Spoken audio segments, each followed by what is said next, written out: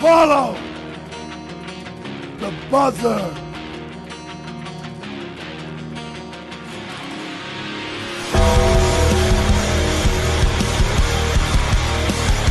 Rest in peace. Woo!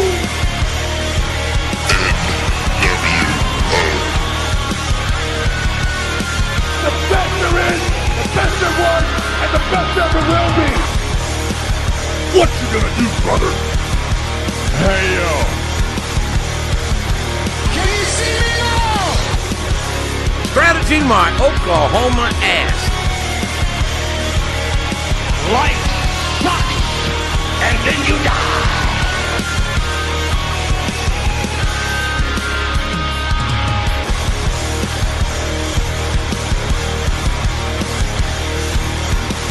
Welcome to the JM Report. I'm your host, GoodOlJM. This is episode 54, coming to you from CSB Studios in Tampa, Florida, the birthplace of pro wrestling. And I missed out last week. There was just so much going on back then. Just like this week, there's so much going on now. But I'm going to consider for every WrestleMania review I do here will be my anniversary show. So this is my first year anniversary doing the JM Report, as I began at last year's WrestleMania out of New Orleans. And now I'm going to speak about, among other things, because there's just so much to cover here. And as I go through results of each show, I'll just give the news of the aftermath and backlash and updates and so forth much later on, also with the more important stuff, as WrestleMania 35 is now in the books. And yeah, a lot of in-between nonsense took place. And I'll get to the ridiculousness of what took place at the Hall of Fame, the worked ridiculousness that took place at the G1 Supercard, and of course fallouts from WrestleMania itself. But today being April 12th, 2019, to keep track and have a official date for this recording, let's start off with NXT TakeOver New York. It took place at the Barclays Center Friday night, matter of fact last Friday night. And for wall to wall, I gotta say, I can honestly say it's difficult to pick out the best match of the night because I thought they were all great. Each performer, each talent delivered, left it all in the ring. And if I would have to pick one, it was definitely the 2 out of 3 falls match. It had so much drama, had a lot of tense moments, a lot of nail biting, edge of your seats kind of action, and what's going to happen next, and so on and so forth. But again, let's not waste any time and get right into it, as the first match of the night was for the NXT Tag Team Championships, as the War Raiders took on Aleister Black and Ricochet. Now, this was Aleister Black and Ricochet's second attempt at a Tag Team Championship within this 1 week, as earlier on the Raw episode, they attempted to claim the Raw Tag Team titles from the Revival, but they were unsuccessful. So now they're going after the NXT Tag Team titles here. And great match, combination of, well, not so much high-flying, but a lot of, I guess, acrobatic maneuvers by the War Raiders, champions and challengers, both alike. I was very impressed by, we've seen it before, but it's still, you forget sometimes how athletic Hanson and Rowe can be. And it was just one of those like, wow, these guys could really hang in there. But the Warriors will win the match. They will retain, thus killing any hopes and dreams for Aleister Black and Ricochet fans. After the match, Black and Ricochet had a standing ovation. And this seemed to be their final send-off. Many believe that, or this is the last time we're going to see them on NXT, but I was going to mention this later. When they still make the Raw and SmackDown appearances, their name tags or their nameplates on screen still have them as NXT performers. So maybe after the draft next week, that will change, make them official members of the Raw and or SmackDown roster. For the NXT North American Championship, the Velveteen Dream took on Matt Riddle. Of course, Dream never comes up short on his entrances, as he was Statue of Liberty this time. And Matt Riddle looked amazing here. And to everyone's surprise, maybe not everyone, but the mass majority, the Dream not only would retain, but win and hand over Matt Riddle's first ever pinfall loss in NXT, dare to say WWE, as the Dream countered the Bro Mission into a pin. And both men will show mutual respect after the match. But it was just jaw-dropping for me.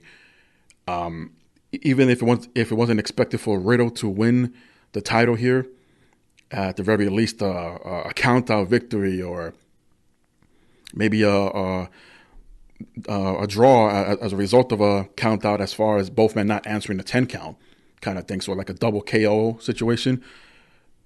But it wouldn't surprise me if these two have a rematch. Maybe not at the next TakeOver, but maybe somewhere in between on a regular episode of NXT TV. Kushida, who officially signed earlier in the week with NXT, made his on-screen debut here in the crowd sitting ringside. And fans couldn't wait to see his actual... Matter of fact, it was this week at the NXT TV tapings that Kushida made his TV debut. Of course, the episode will air later on the network. But from what I read, it was quite an impressive debut. And I didn't want to get into much spoilers as to... I have no idea who his opponent was. I just wanted to know when and where his debut is. And it was this week. And we'll have to stay tuned to watch that on the network.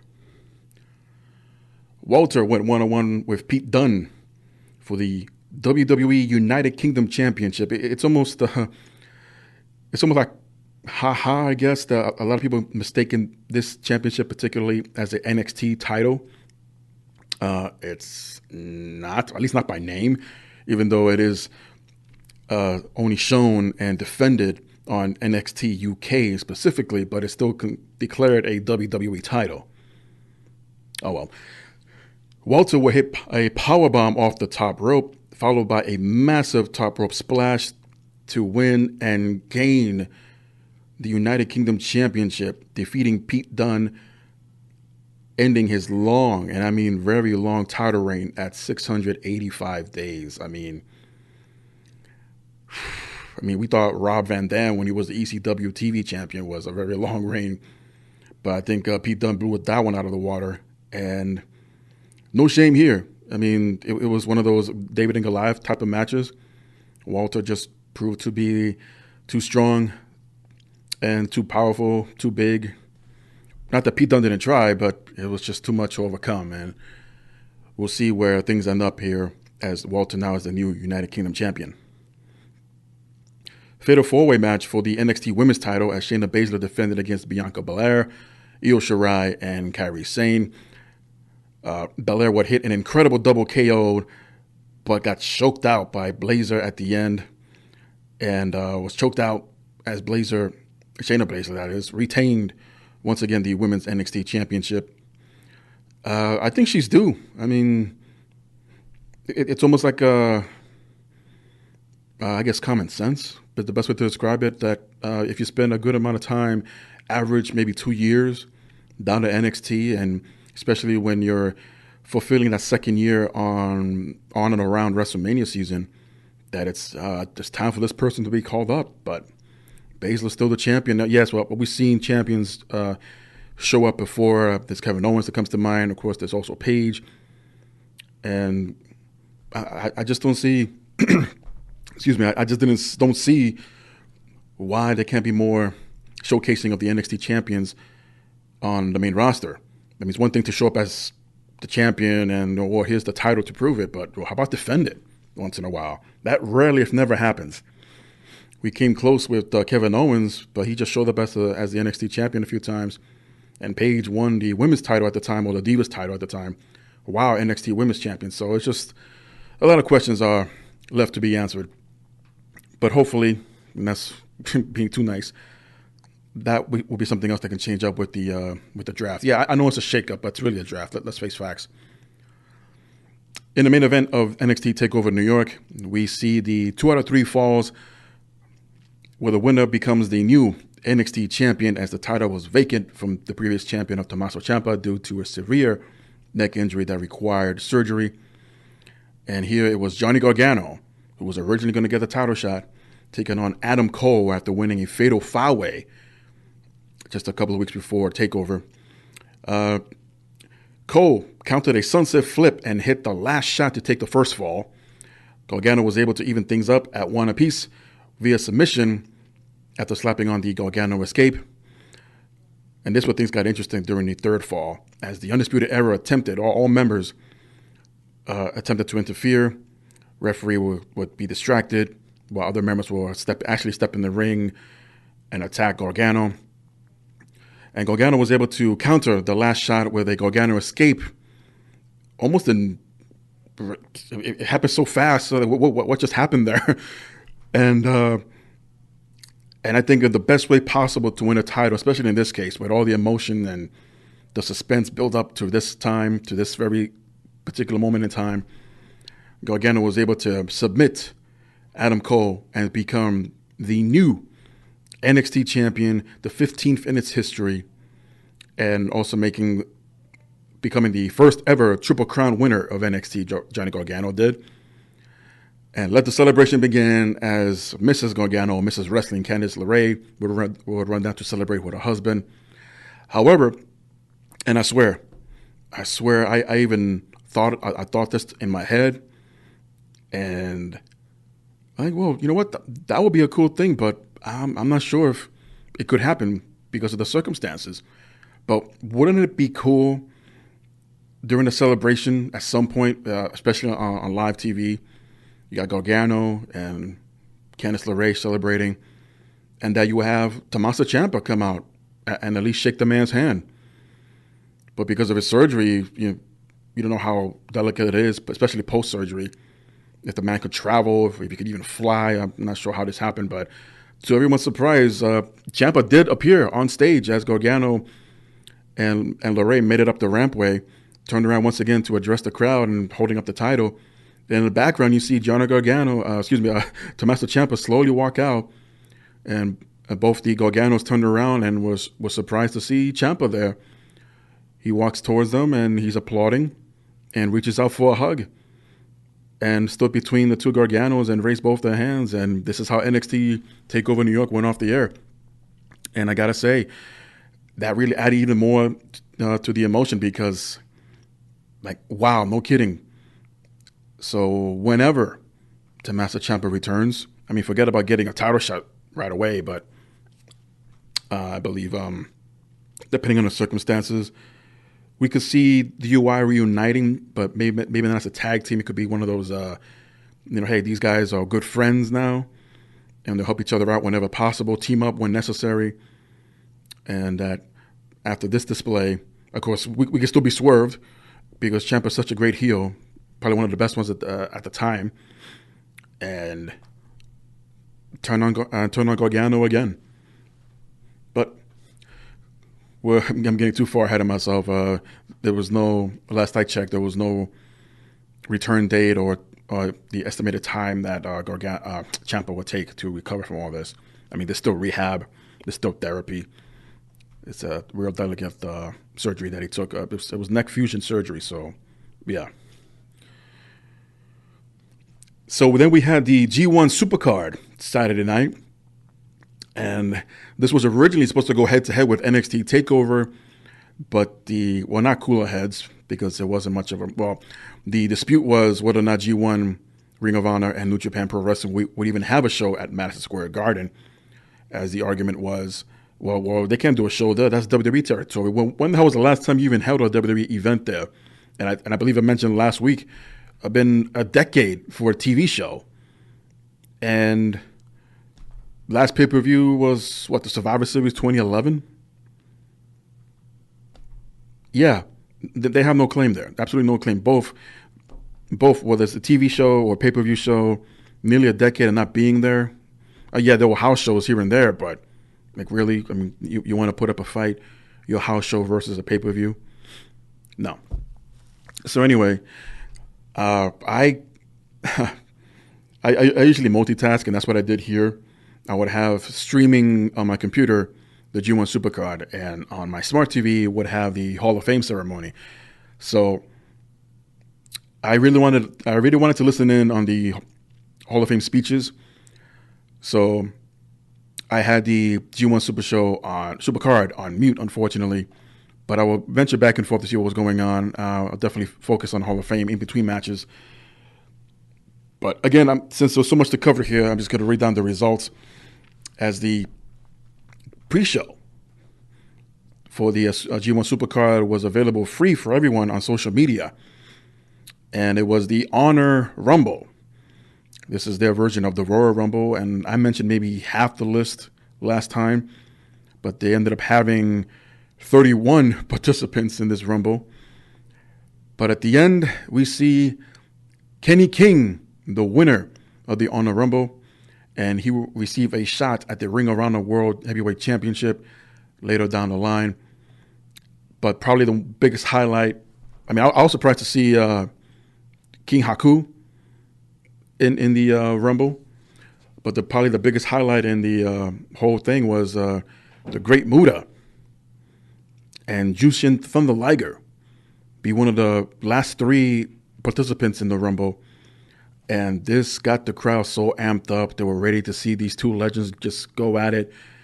But unfortunately, Kenny King, who was never eliminated but stood on the outside of the ring for quite some time, he was hiding outside and unexpectedly ran back into the ring and eliminated both legends. He would get the mist blown in his face by the Great Muta for his troubles, as the 2 legends were the ones last standing, so to speak, after the match. And I think this was a great highlight. Whoever thought they would see 2 legends, Liger was expected, but Great Muta, I think it was added much, much later. And for them to share the to share the stage like this was a great visual. And G1 or Ring of Honor and New Japan can claim that. Pay-per-view itself opened up with the champion versus champion, title for title. Ring of Honor television champion taking on the never openweight champion, as Jeff Cobb goes one-on-one with Will Ospreay. And Cobb pinned Ospreay after a super tour of the islands, followed by a regular tour of the islands to win both championships. So Cobb is your new never openweight champion and still Ring of Honor television champion.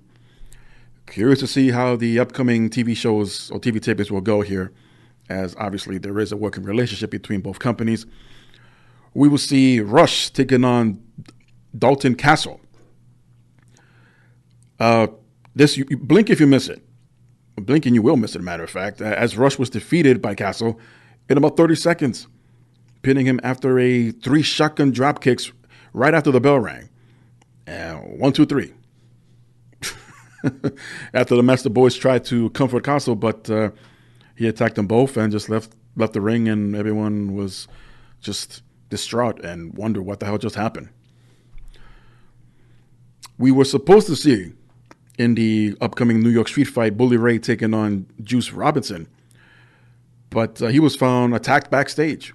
Juice Robinson was, and was later on announced that unable to compete against Bully Ray.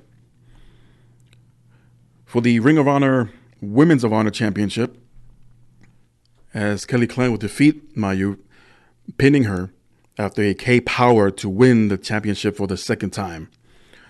Now, here's where things got interesting. As the former Beautiful People from Impact Wrestling, Angelina Love and Velvet Sky, enter the ring, along with Mandy Leone, who was doing commentary for the match, attacked Kelly Klein as all 3 ganged up. And it was funny that Mandy was streaming.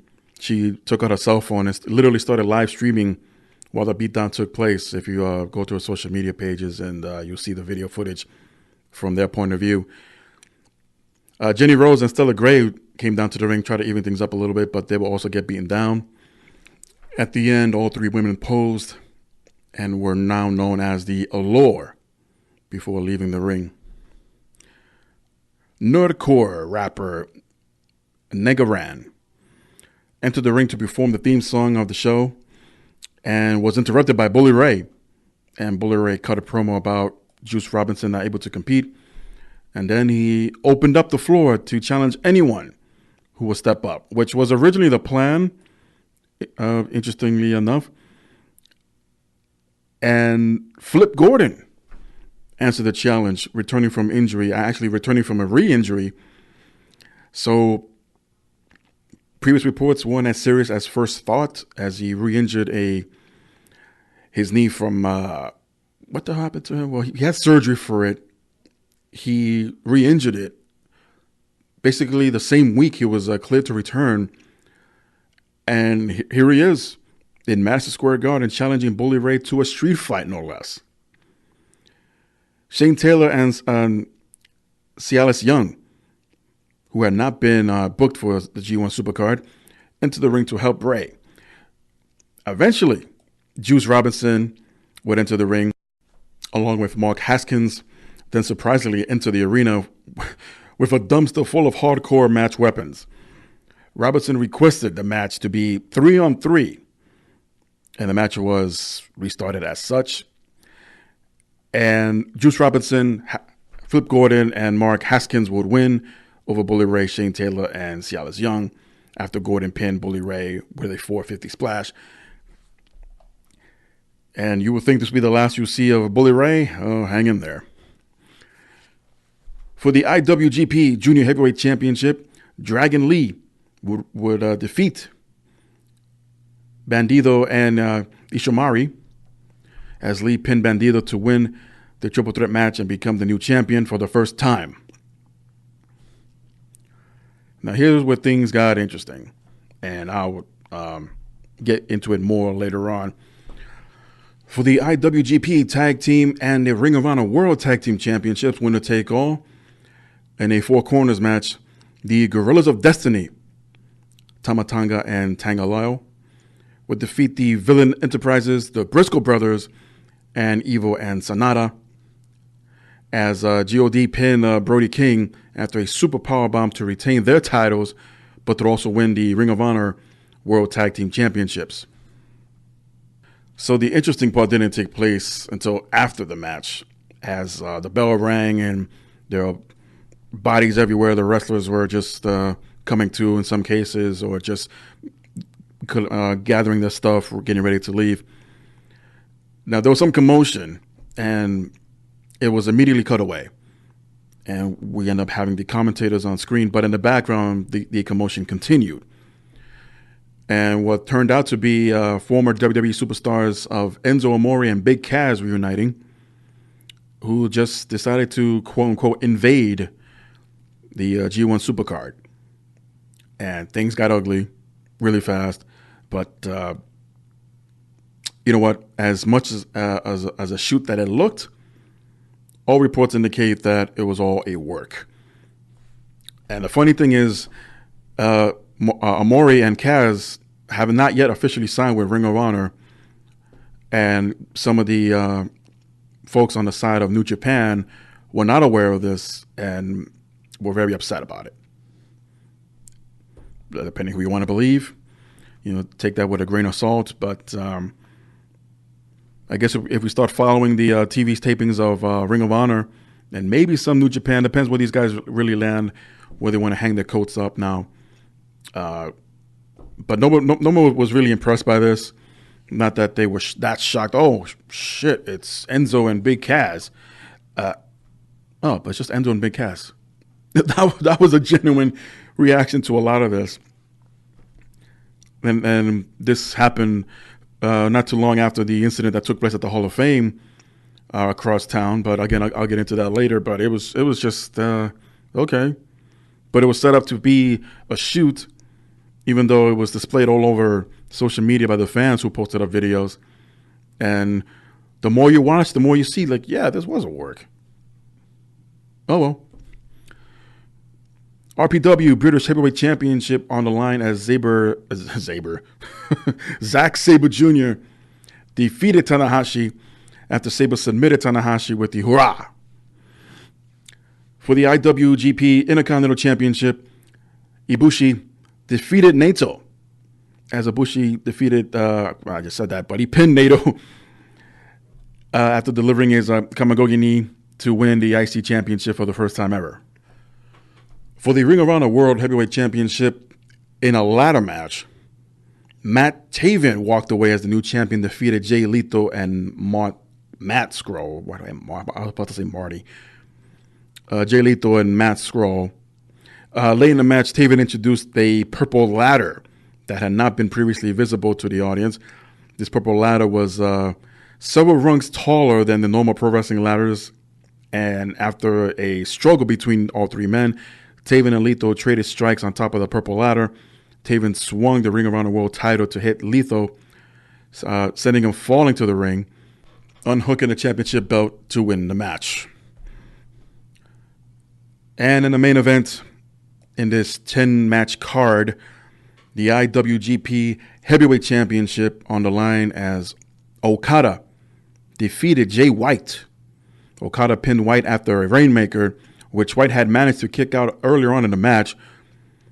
But to win his fifth title, Okada that is, in his career. And from what I was able to see, multitasking, to bring a Japan-style shoot wrestling, if you will, event to New York, and the fans were into it.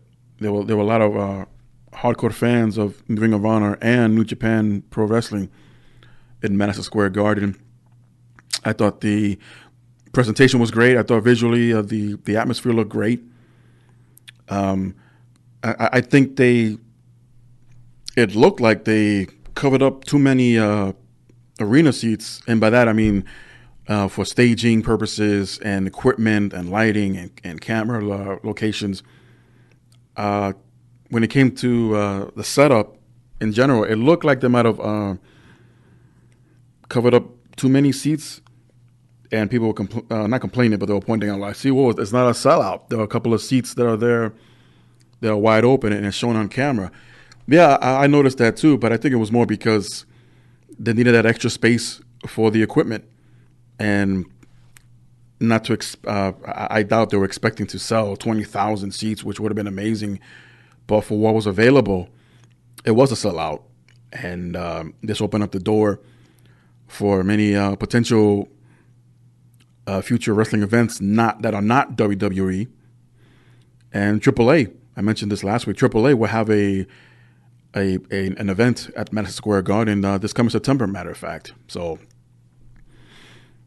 all things are possible now. And if some company like WWE is complaining about the rent being too high at Madison Square Garden for the day, just makes you wonder, well, how good are AAA, Ring of Honor, and New Japan are doing that they could rent out the Garden of all places and try to make back most, if not all of that spending money. Kudos. Kudos for them. As I mentioned, at the same time, while G1 Supercard was happening, the WWE Hall of Fame was taking place at Barclays Center. Now, when they revealed during the pre-show, which I didn't catch all of it, but I was just curious to see the setup, to see it would be a little different. And sure was, it was a lot different. And what happened here was, and jokingly, speaking to a friend of mine, I was like, wow, they got lazy this year to set up the Hall of Fame. Because literally the ring was left behind after TakeOver, and the ropes might have been different. And the stage was there, the ramp was there. Basically, all they did was remove one side of the ropes, so when the inductors and inductees walk down the rampway, they walk up this place staircase in the middle of the ring on the outside to walk up, and you head over to the microphone and speak.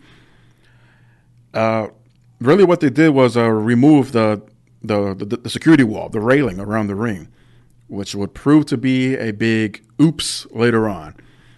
But in this particular order, the Honky Tonk Man was first inducted. He had a great speech talking about his humble beginnings, how he got into the WWE, how he met up with Jimmy Hart. And interestingly, as many were thinking or hoping, Jerry Lawler was not the host of the Hall of Fame this year. That fell on Corey Graves and Renee Young, which they hosted.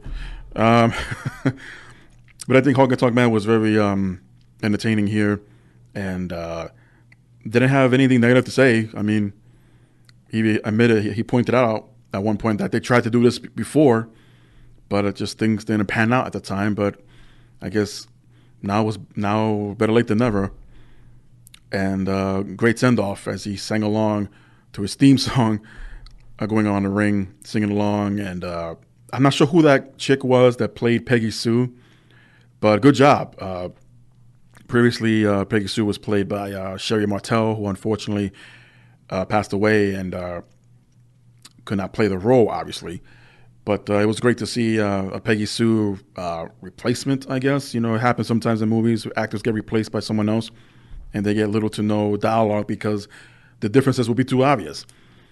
But this Peggy Sue did a great cheerleader. Jimmy Hart, who did the induction for the Honky Tonk Man, he was also great. And this led to Tori Wilson being inducted by Stacy Keibler. I mean, that makes sense. Both ladies, best of friends in WCW, and pretty much that's where they met. As Stacy Keibler was sharing the stories of how she met Tori Wilson. It was and it was in WCW, and how different was it back then with the business. Not all women getting their right chance and an opportunity to showcase. There weren't too many women wrestlers after a while in WCW. They just became managers and valets and in some cases mouthpieces for the wrestlers. That's not including the Nitro girls, although a couple of them would break away from that, like Sharmell, who ended up being the wife of Booker T, and have a little bit of spotlights on them a little while longer. And you know what? I gotta say this. Tori showed a lot of courage here, as 2 nights before, her father, Al Wilson, passed away. And including myself, but there were a lot of people wondering, is Tori Wilson going to show up? I mean, I'm sure a lot of us would understand if she didn't, but she came out as courageous and as brave as anyone I've ever seen, despite what happened. And she, towards the end of her speech, she did acknowledge that, her father did pass away and that, she's in New York. And just wanted to thank the fans for their support and their condolences. It was just a really, really difficult moment to watch. I mean, she fought back the tears, and it was really special. It was really nice, and couldn't imagine what the aftermath of this, going backstage, how she was received, because it was really, really hard, really difficult.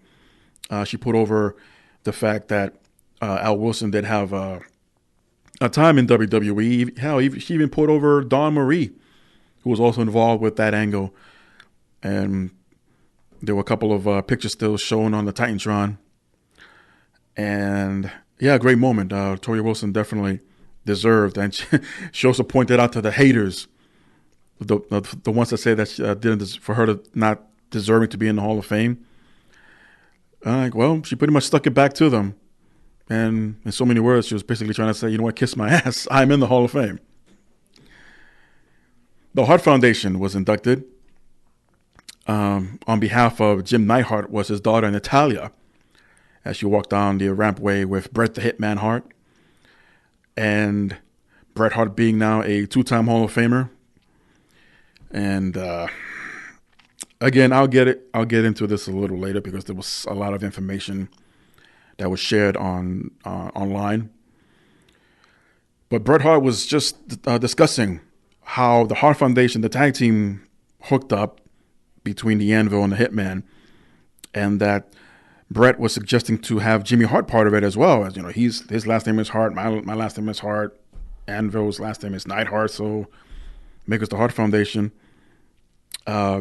He's always shared this story before. This part I don't remember hearing anywhere else, that Jimmy Hart was the last person to find this out. Like, oh yeah, well, we might want to tell Jimmy about this idea and see what he thinks.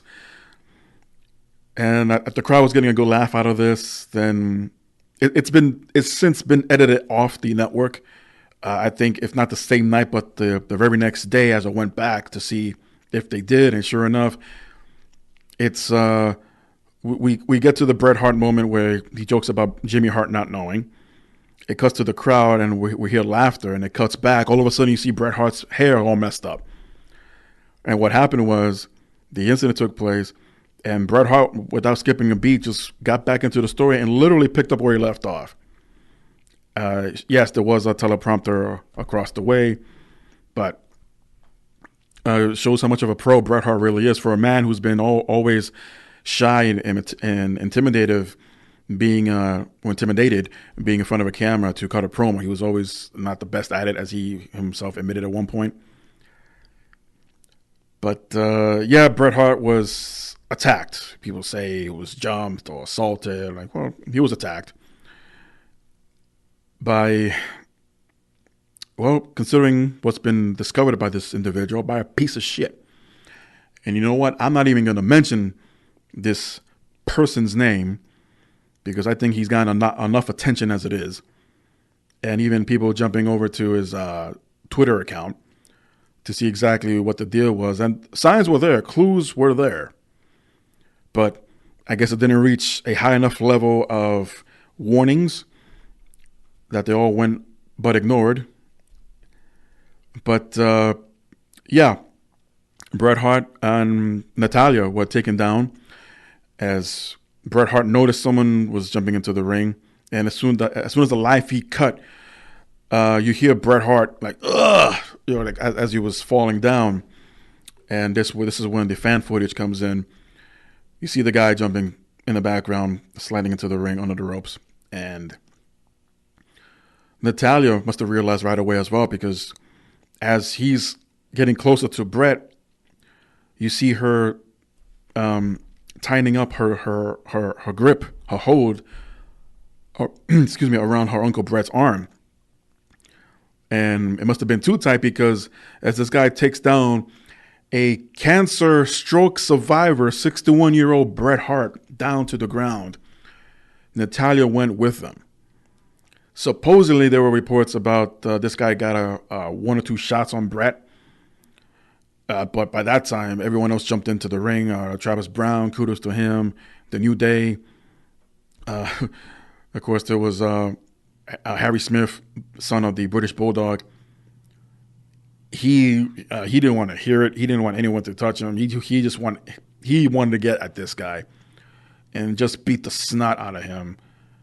And of course, there's the infamous shot of Dash Wilder getting in. I mean, let's face it, it was a sucker punch, but you know what? Can you blame him?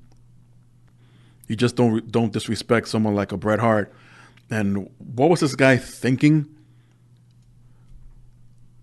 Well, again, I'll get into it more details later on.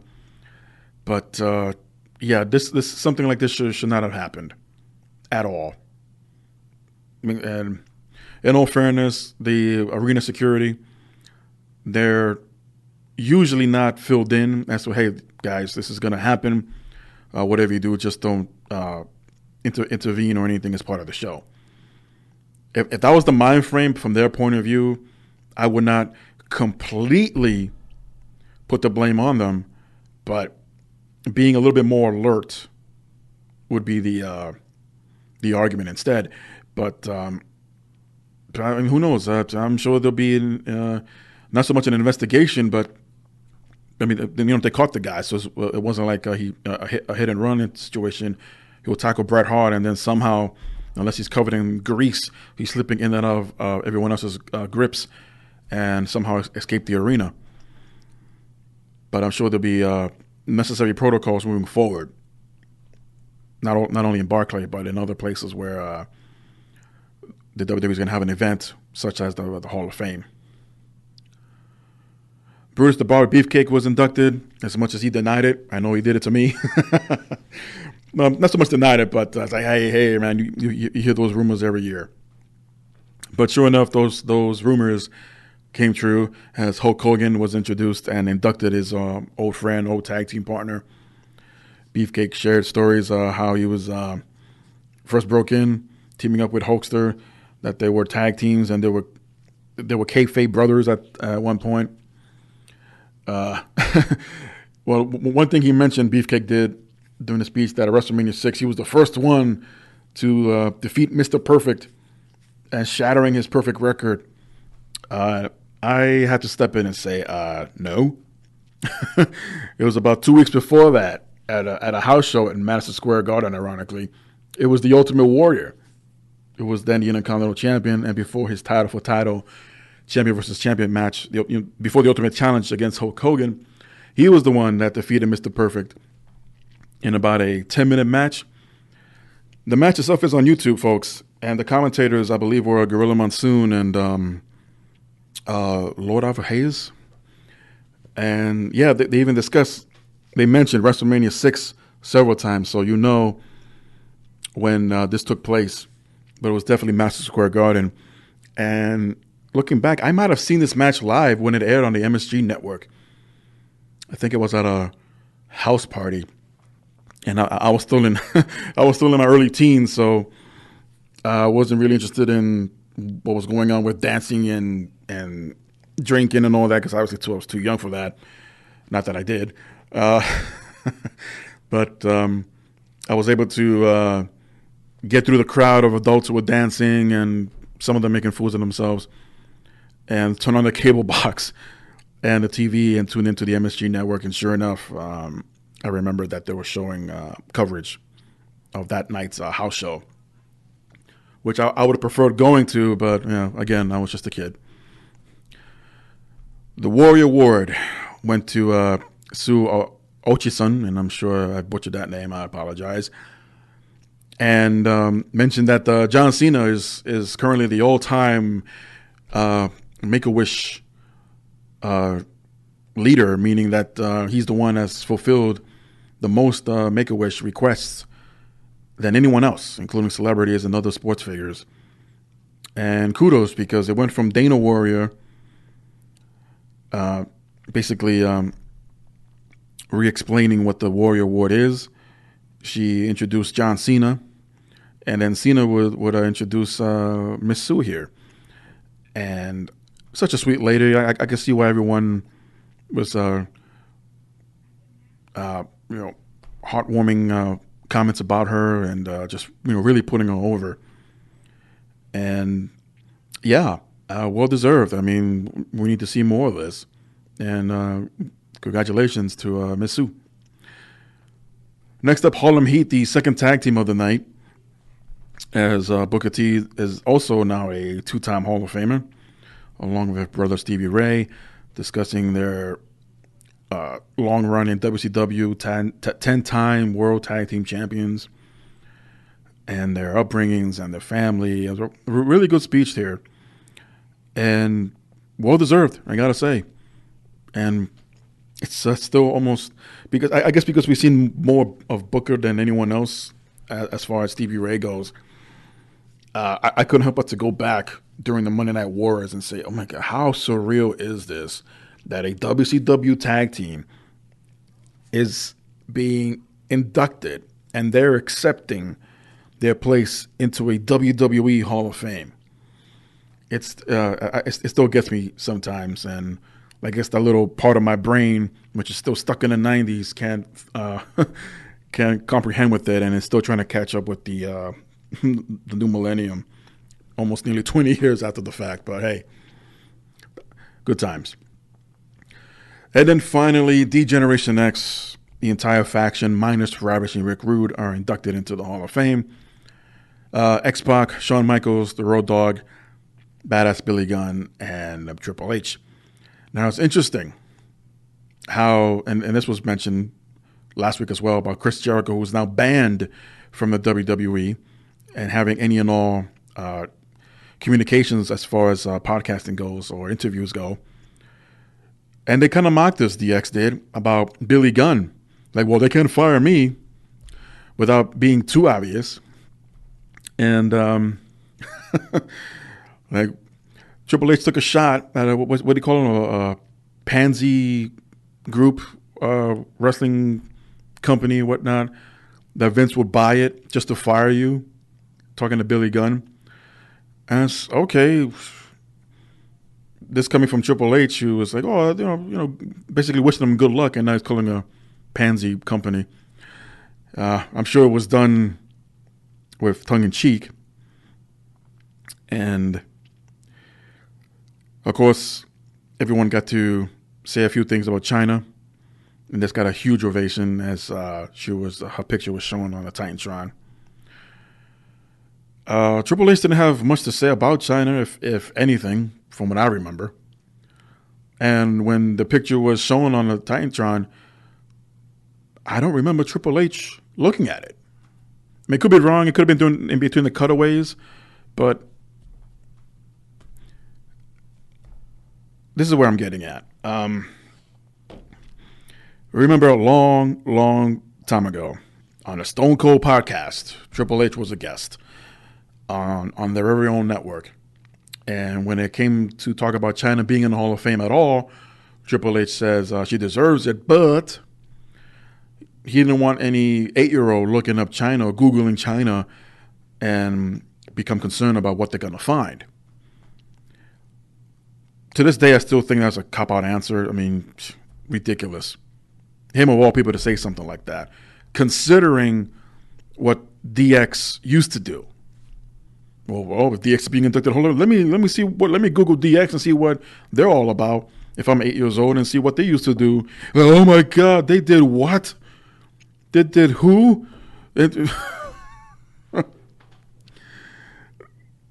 I mean, yeah, a lot of the DX tactics, whether it's the original, whether it's the bigger group faction, or the reunited one later on, blah blah blah.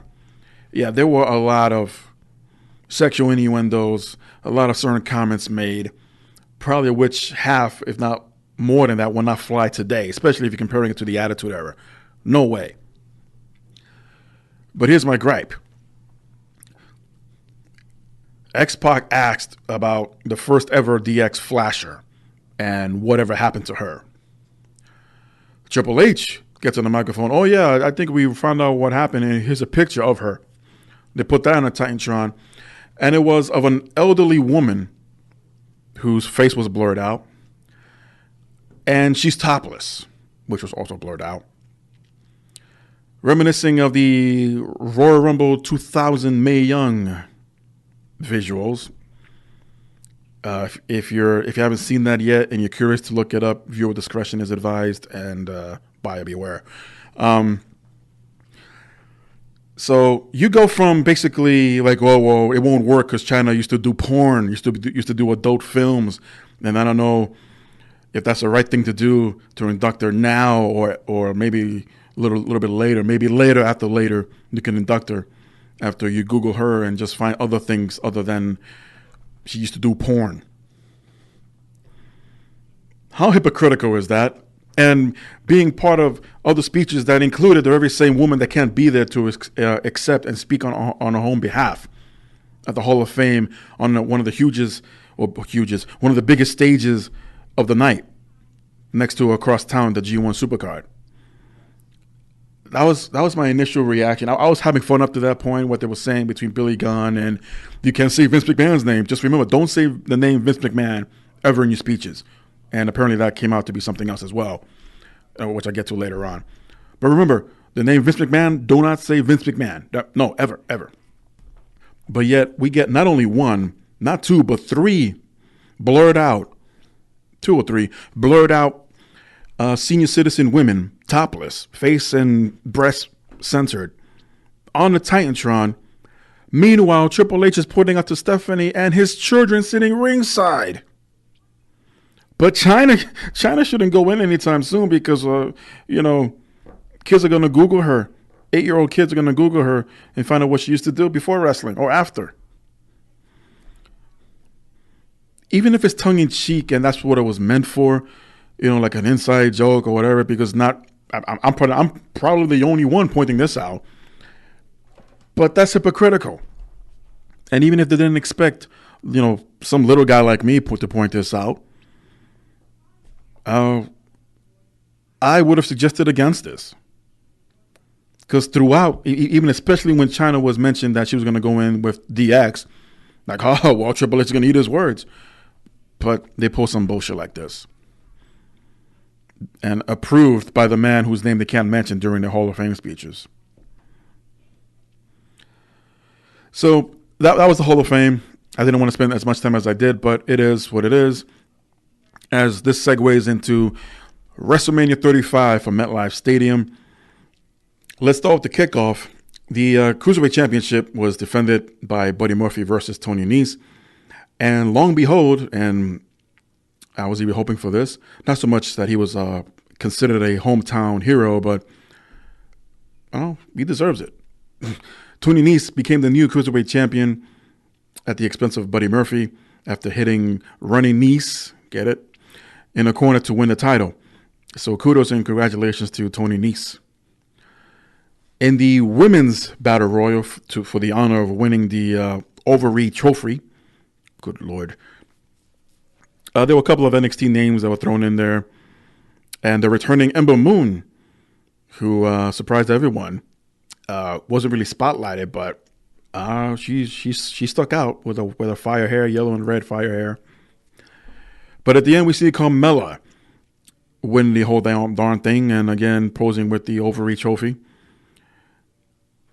As it came down to Carmella, Sonya Deville, Asuka, and Sarah Logan, Carmella was knocked out of the ring in between the ropes. And Sarah Logan eliminated Asuka to everyone's surprise, as Asuka looked very strong in the match.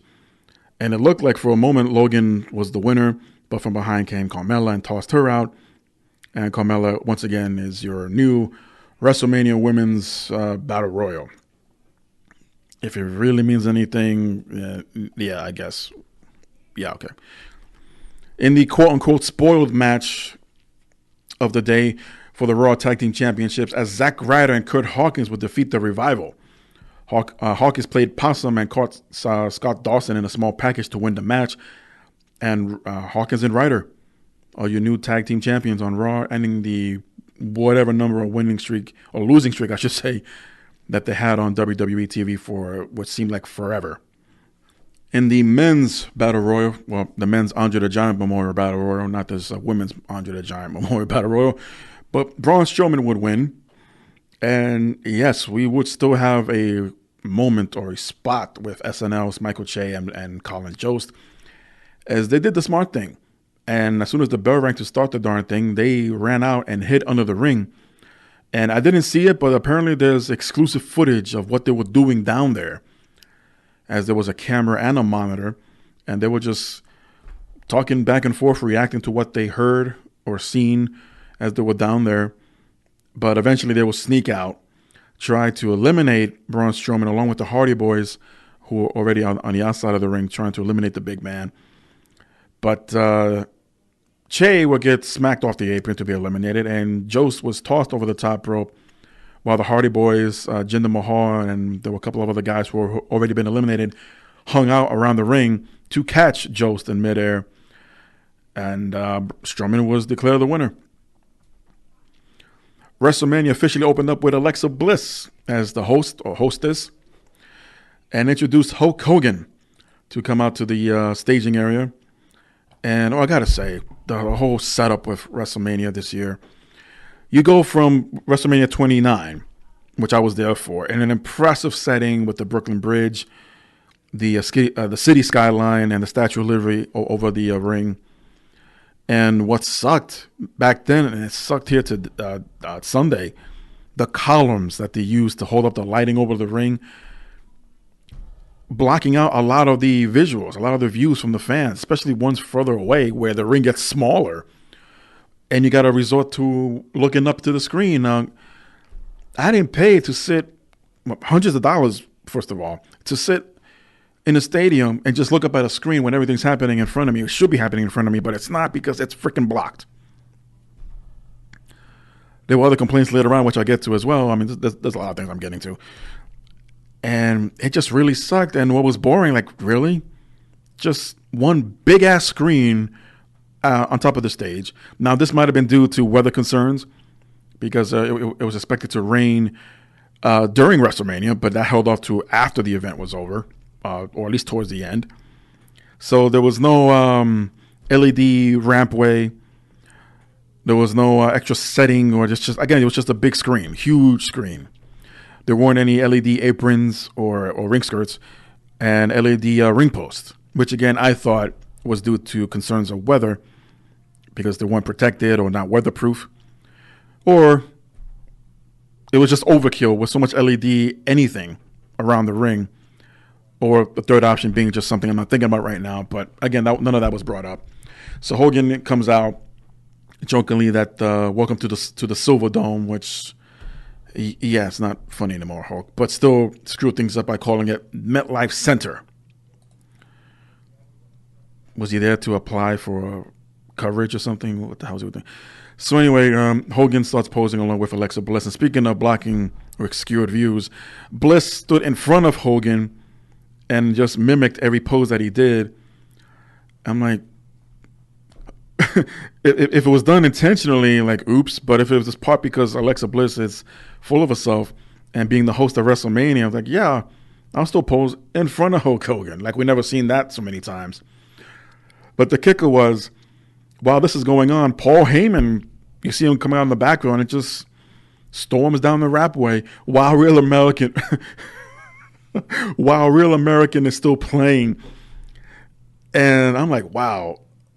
If you didn't see what happened a couple of minutes prior, you would think that, okay, unless Hulk Hogan shrunk and completely lost all of his hair, he really let himself go. But Paul Heyman coming out to Real American was quite a sight. Gets on the microphone and basically rants out that, well, since Brock Lesnar's not in the main event of WrestleMania, we'll just do this right here, right now, and leave and go to Las Vegas where they'll be appreciated. Many thought that, oh, is Lesnar going to AEW? Like, no, you freaking idiot. He still has like a multi-year contract left. And they were referring to UFC. God, some of these fans. Anyway, so to everyone's surprise, the Universal Championship was the opening match for WrestleMania, as Brock Lesnar defended against Seth Rollins. As Rollins was making his way to the ring, he was not allowed to step in as Lesnar jumped him before the bell rang. And for the next a few minutes, he just beat the crap out of him, smashing him over tables, F5s on the outside against the security wall. And this is why I reminded myself to switch over to the Spanish commentating. At one point, Lesnar basically hip tosses Seth Rollins against the ring and landed against the ring skirts. Michael Cole pointed out, "Oh no, Lesnar just threw Rollins into the LED board at ringside." Like, wait, what? You do know the difference between a cloth that's hanging, draping outside the ring, and a freaking bright ass LED board. In all fairness, because he's been positioned on, when it comes to Monday Night Raw, away from the ring now. Their commentating table is by the staging area. But even then, you couldn't tell the difference. And it took Corey Graves to point out, like, no, I don't believe that's the LED board. That's just, ring skirts. But, geez. So finally, Lesnar throws Rollins back into the ring, and he's yelling at the referee to ring the bell. But the ref checked on him a couple of times. And to Rollins' blessing, even though he's beaten to a pulp and it showed on his back all the bruises and lumps he was receiving, the bell rings. So Lesnar tried to finish it off right there and there. Rollins would counter an L5 as the referee went down, as Rollins' legs came swinging. The referee dodges and jumps out of the ring. Lesnar goes, "What the hell? What are you doing?" And from behind, there was a uppercut Hadouken from Seth Rollins to Lesnar's man sack. And who knew that was his weakness?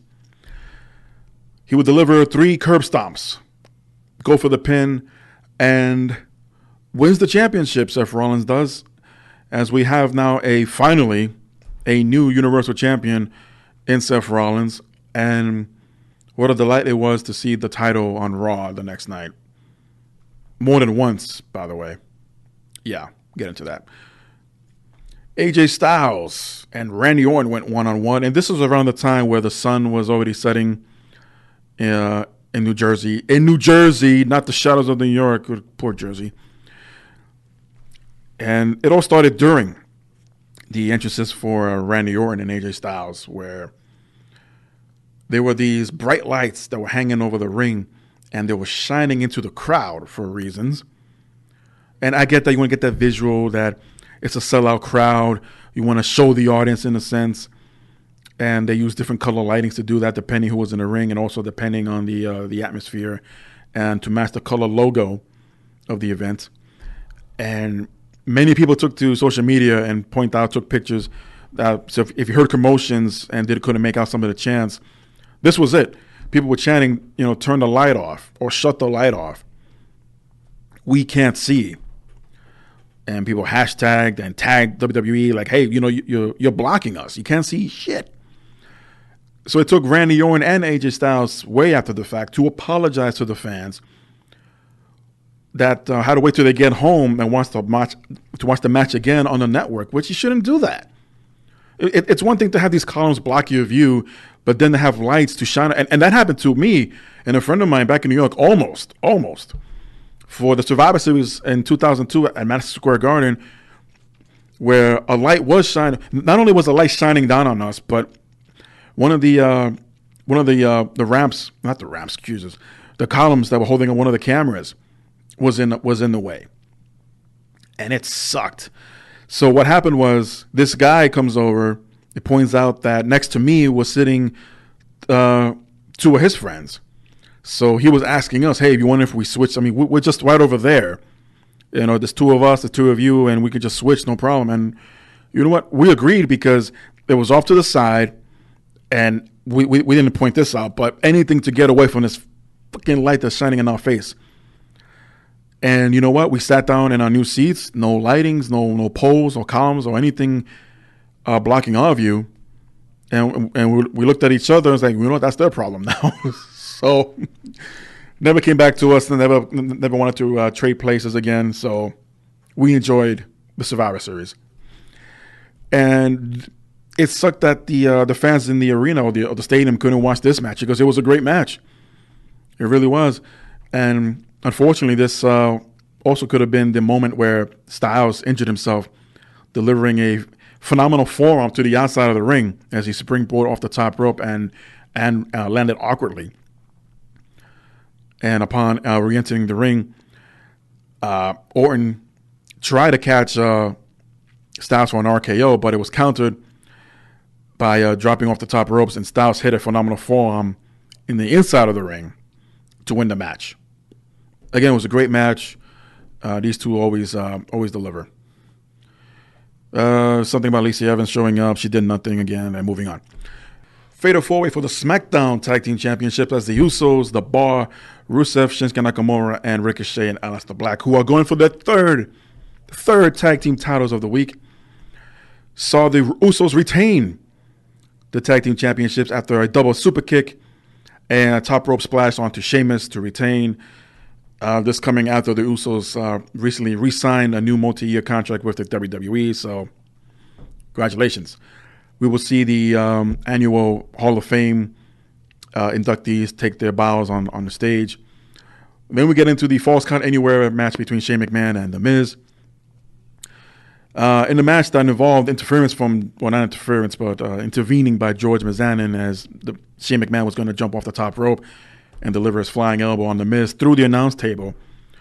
But this did not happen as Mr. George Mizanin jumped in. McMahon, Shane that is, once again grabbed George, and this infuriated The Miz himself and just went on a barrage of attacks on Shane. This led to the outside.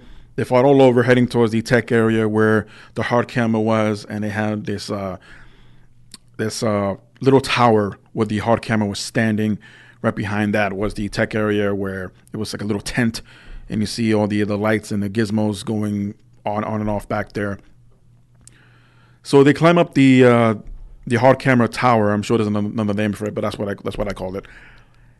And Shane is begging off because right behind him there was no railing, so he could have fallen.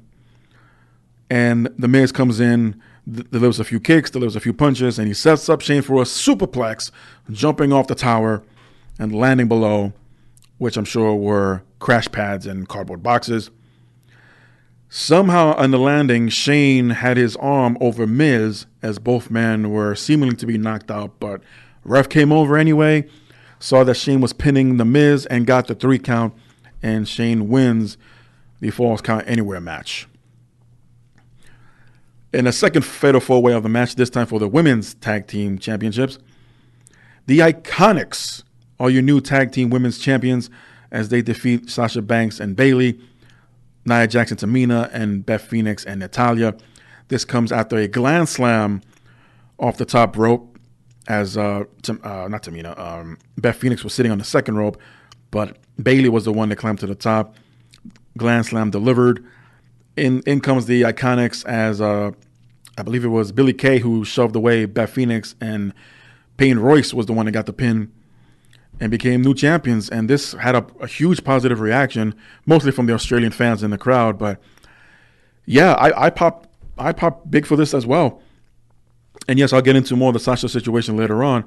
But what a visual to finally see something like this. And I thought it paid off really well. And this segued into the WWE Championship match between Kofi Kingston and Daniel Bryan. Kingston would deliver a Trouble in Paradise, and that's all it took. One Trouble in Paradise, no attempted kick out from Bryan, as Kofi Kingston is now the new WWE Champion. The New Day unveiled what was already there under a sheet or a tarp, whatever, sitting ringside. The original WWE Championship before was trashed by Daniel Bryan, and it already had Kofi's nameplates on it. So really clever. They were already foreshadowing this, as the Hemp Championship belt is no more. It's now back to the gold and leather. Kofi Kingston, your new WWE Champion. There was video that was shared online of former WWE superstars Shad Gaspard and MVP crying their eyes out. I mean, they were patting each other on the shoulder, hugging each other, and saying, "Oh, it finally happened." And yeah, you really got caught up in the moment here. I was just overly excited and happy that they went this route. I didn't share a tear, but I do remember having a moment, flashback, if you will, to when I met Kofi Kingston at a signing in New York. And I told him even there, like, man, you're going to be the next guy. You have it. To the same thing. I thought about the same thing about Batista, but I never got to tell him. But Kofi Kingston, to me and many others, I just told him on the spot. And he was just had this huge smile on his face. It took a decade, but, it was just great to see it finally happen. Kevin Nash and Scott Hall showed up as Colin Jost and Michael Che's doctors for some reason, and they tried to give them a rectal exam after the Battle Royal injuries. I mean, yeah. What was expected to be a pretty competitive match, unfortunately, did not due to injury, but the man still showed up. Rey Mysterio dressed as Mysterio. Well, Mysterio from the Spider-Man comic books. It was a great visual to see. It took me a while to realize, but then the colors, like, oh yeah, that's this guy's outfit. Okay, cool. Got it. Mysterio dressed as Mysterio. Got it. Challenging Samoa Joe for the United States Championship, and under a minute, it was over. Samoa Joe catches Rey Mysterio in the Coquina Clutch, and Mysterio choked out as Joe retained the title. Roman Reigns defeated Drew McIntyre after a Superman punch and a spear. What caught me off guard here is it wasn't overwhelming, but you could hear the boos in MetLife. I was like, really, guys? I thought we were over this, but hopefully it was just a one-off and it was just fans. I guess this is a new thing now when you say Kurt Angle sucks, but now we can boo Roman Reigns even though you're still a fan. Go figure. Elias attempted, keyword there, attempted, to perform his concert with a pre-taped video of himself. There were two other Eliases on screen, on the big screen.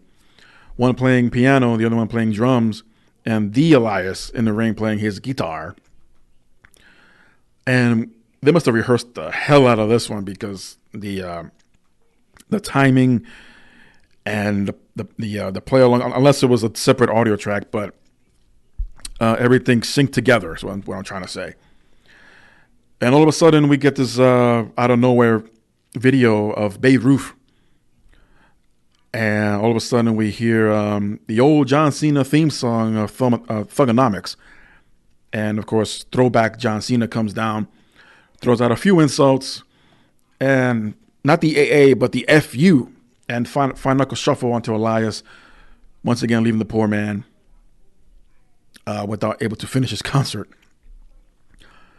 No holds barred match, as Triple H's in-ring career was also on the line, versus Batista. And yes, unfortunately, Batista was a little bit clumsy here getting into the ring, but he laughed it off and was able to get back into the swing of things. This man is 50 years old, keep that in mind, and performed the way he did. Unfortunately, it was too much of a callback to the Triple H Brock Lesnar match, ironically also at MetLife Stadium at WrestleMania 29. A lot of very similar spots, just a lot of similar spots with the tables, the announcement tables, the ring steps, too much of it. And Triple H would get the win here after Ric Flair seemed to distract Batista.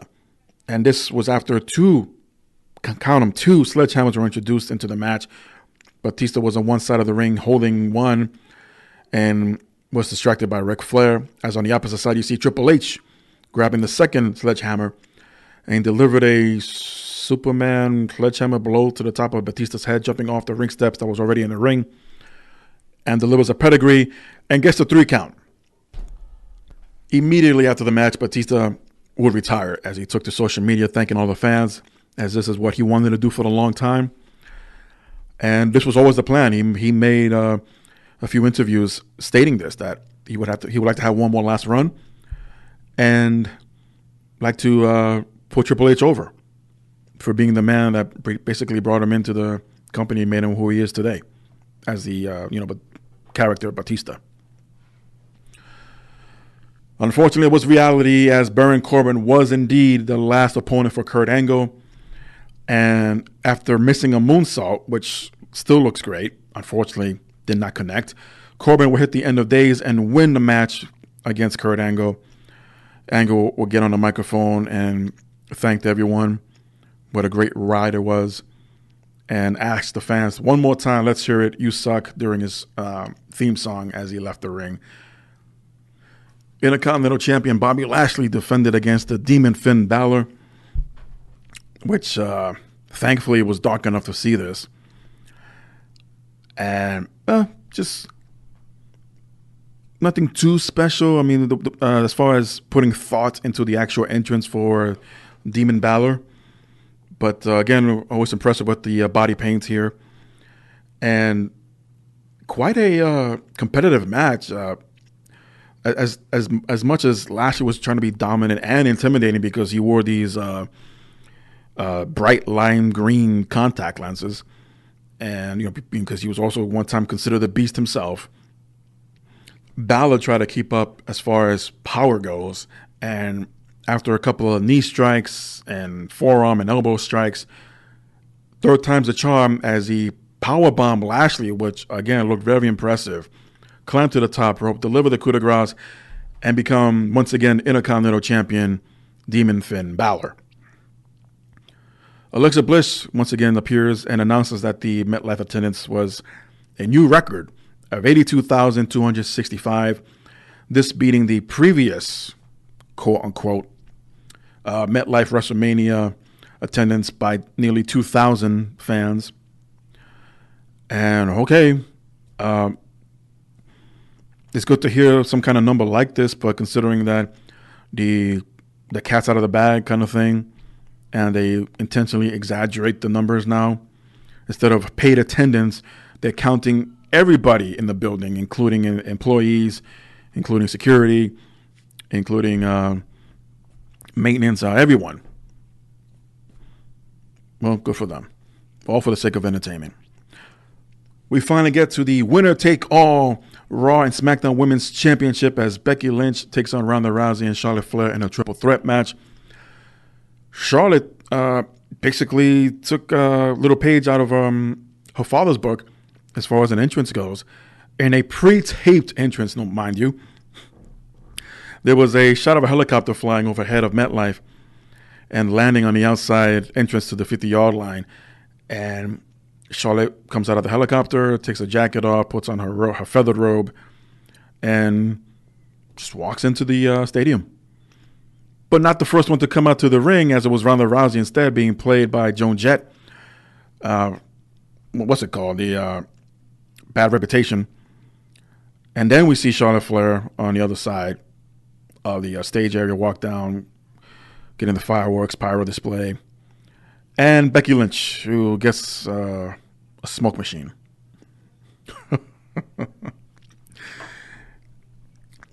It can only be described as botched, but now there are several different reports that it may not have been. And even though there was reported of the original suggestive ending for the match, either way you look at it, it was messed up all around. So here's what happened. Ronda Rousey was going for her Piper's Pit onto Becky Lynch. Charlotte Flair was taken out of the match after a table spot, which the table did not break. So Becky counters basically into a crucifix. Ronda's shoulders were down. Here comes the ref, who did not look at Ronda's shoulders. It was impossible, not from the angle that he was laying on.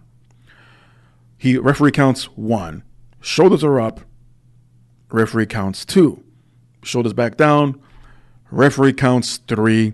And this is why you see all the commotion and confusion on Ronda's face, as the referee calls for the bell and declared Becky Lynch the new Raw and SmackDown Women's Champion, defeating and giving Ronda Rousey her first pinfall defeat in WWE. And there were also reports that during the match, Ronda Rousey might have broken her hand. No latest update of that other that it's been broken. So all of this leads to the Raw and SmackDown post-Wrestlemania shows. And we go back to Barclays Center, where Raw opened up with an introduction of what was left of Michael Cole's voice, because it was just breaking throughout, kind of like mine right now, but it was breaking down throughout the event. And we see Seth Rollins, the new Universal Champion, come down.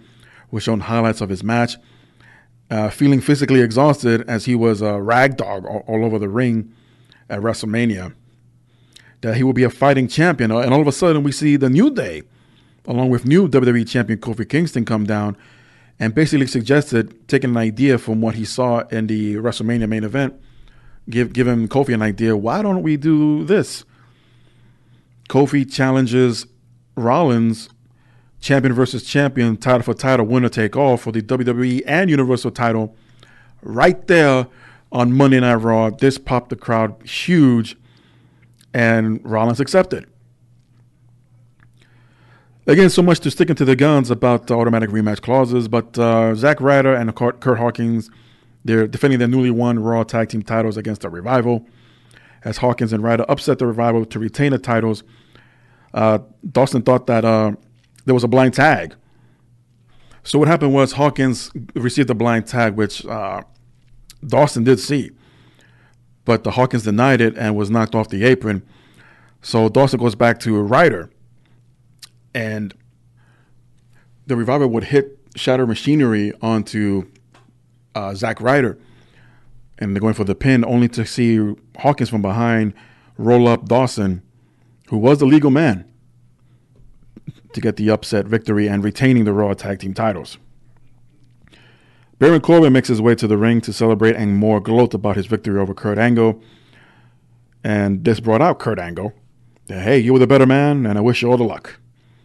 Actually, bad luck, and delivers a Angle Slam and goes into an ankle lock. Baron Corbin eventually rolls out of the ring. Angle's there celebrating to "You Suck." And all of a sudden we hear a song that not everybody remembered. Took them a while, but eventually it all came together as Lars Sullivan finally made his debut on Monday Night Raw. Comes down, he goes face to face with Angle, and all of a sudden Sullivan delivers his freak accident finishing move, and sets up Angle for a diving flying headbutt off the top rope, leaving Angle laid out as Sullivan leaves the ring.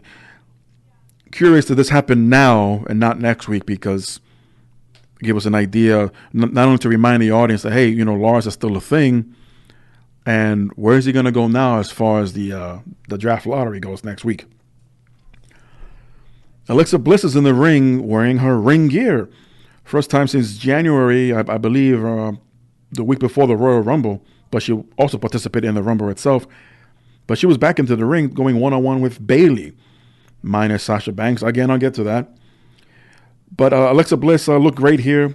Looked like she never missed a beat, but she will get the victory over Bayley.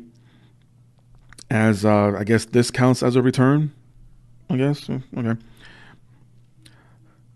Let's call it what she really is, as the unified women's champion. Becky Lynch made her way to the ring to celebrate that she'll also be a fighting champion, that she'll be brand jumping, so that's confirmed. Becky Lynch will jump back and forth to defend the titles on Raw and SmackDown, and to bring on any and all challenges.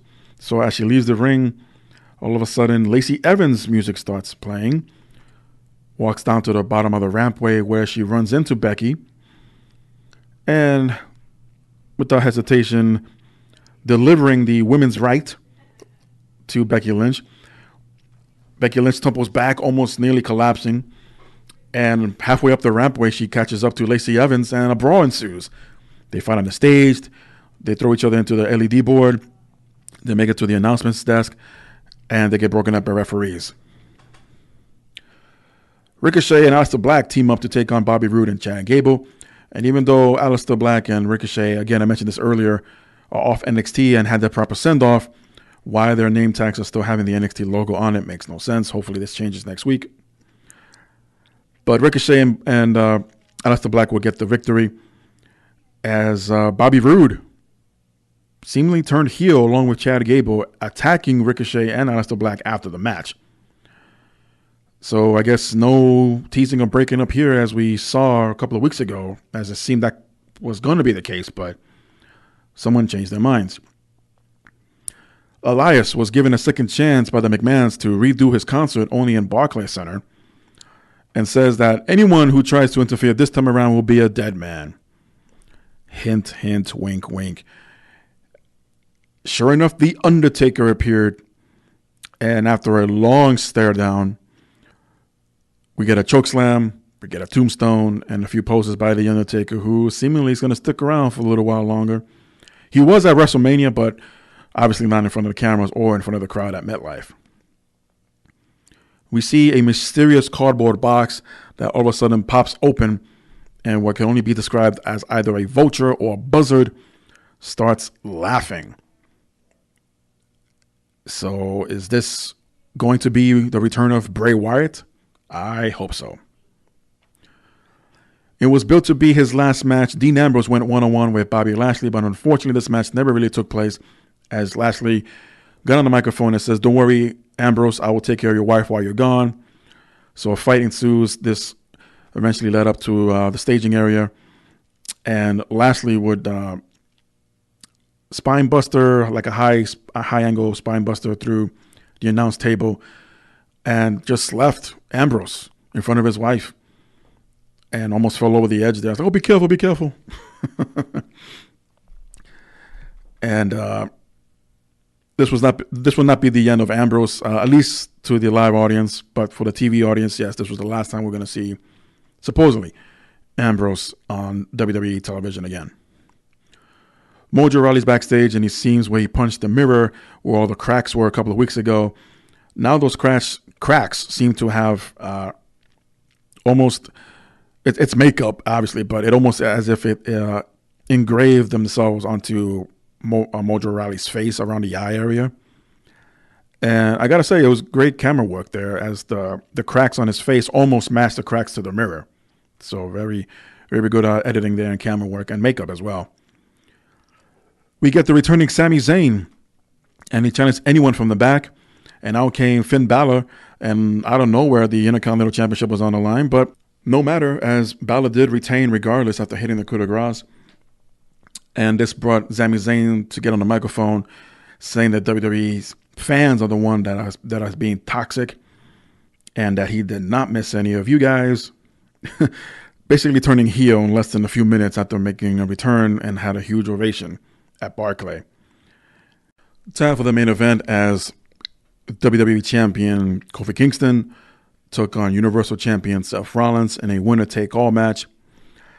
Things were going great, and WWE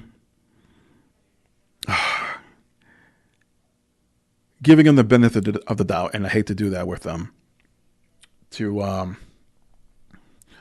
give us something we only wished for or hoped for, and on very few occasions, if not even less, get something we didn't ask for but get it anyway. And it turns out to be, hey, it is a good idea, and only to shit all over it because you just couldn't help yourselves.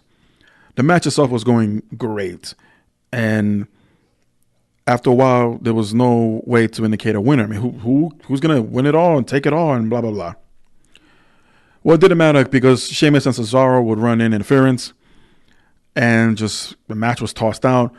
Only Rollins to jump on the microphone and say, hey, you guys are here. Me and Kofi are here. We challenge you to a tag team match.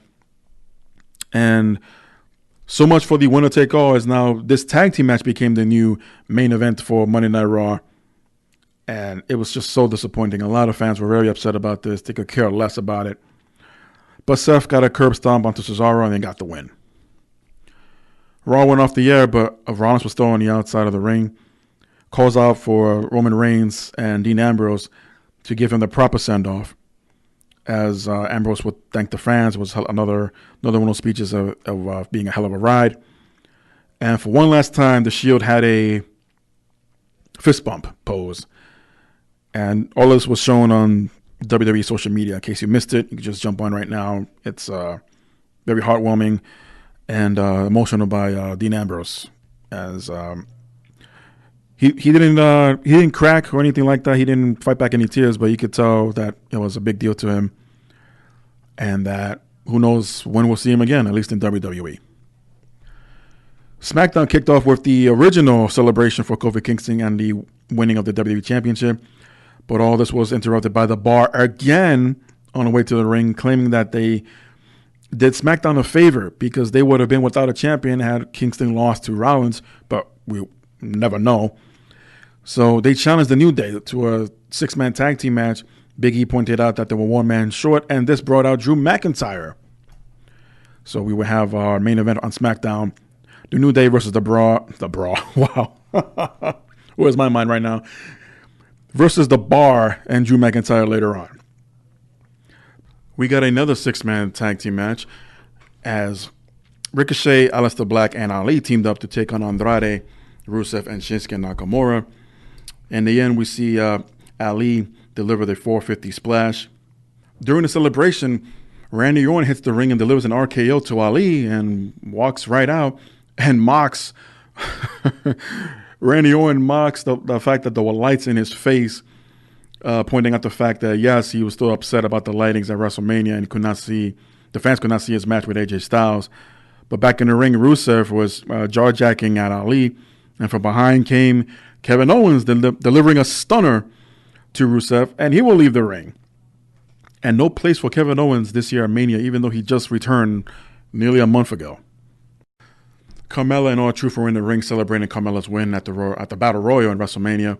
This brought out Samoa Joe, chokes out R-Truth, and challenges anyone in the back. Out comes Braun Strowman, and after a few attempts of reversing the Coquina clutch when Joe slapped it on him, couldn't really get the big man down, and it looked like Strowman was about to deliver the power slam to Joe, but an audible was called, it seems like, as Strowman had very difficulties getting him over his shoulder, and Joe just jumped off and walked away, still saving the whole segment.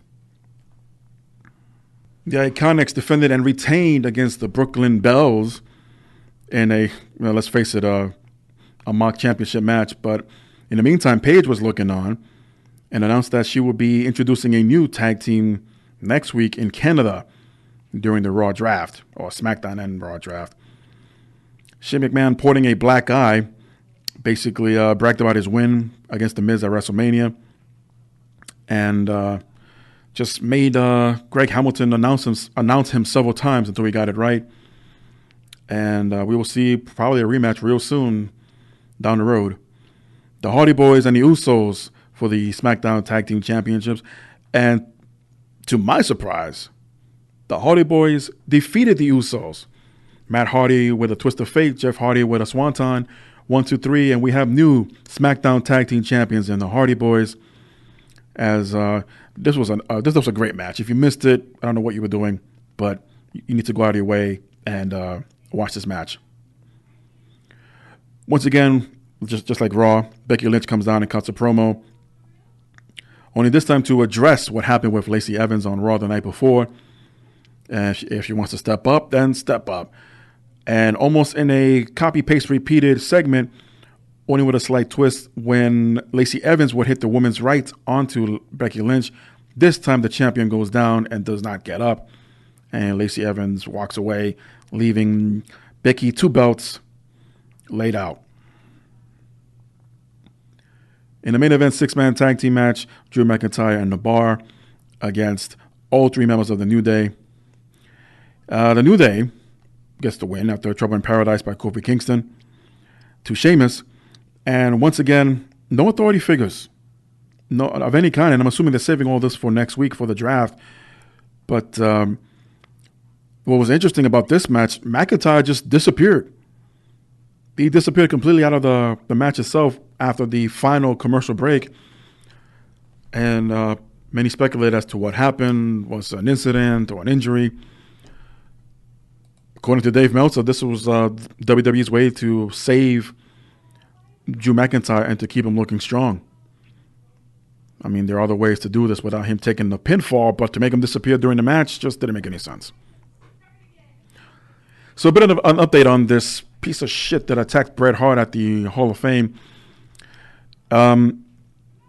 He was able to deliver one punch to Bret Hart and injured a security officer in the process while trying to hold him down.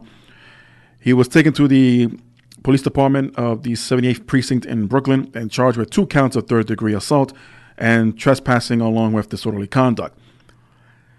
The male was also arrested back in Lincoln, Nebraska in January for stalking charges. So while Bret Hart seemingly avoided any serious injuries, he was taken to the hospital later on that same night as he felt discomfort in his hips, but was cleared later on and was able to attend WrestleMania the next day. This piece of shit was arraigned on Sunday, as prosecutors claimed that he told police officers that the time felt right, or some shit like that, to rush into the ring and tackle Bret Hart. In front of hundreds of wrestlers, mind you. The Brooklyn judge ordered the police to hold the person on $1,500 bail. The judge also guaranteed an order of protection against this person towards Bret and the security officer. The male was previously busted back in September as well for allegedly another stalking incident. And then as I mentioned before, Lincoln Police Department have these records to prove this. The lawyer, somehow this guy got a lawyer, urged the judge to not set bail as his Brooklyn arraignment urged that he was arguable and cooperative. But the judge did not see it that way. Maybe he's a wrestling fan. Bret Hart did put out a statement and pretty much that, didn't want to take away the fact and the celebration that the Hart Foundation was being inducted into the Hall of Fame.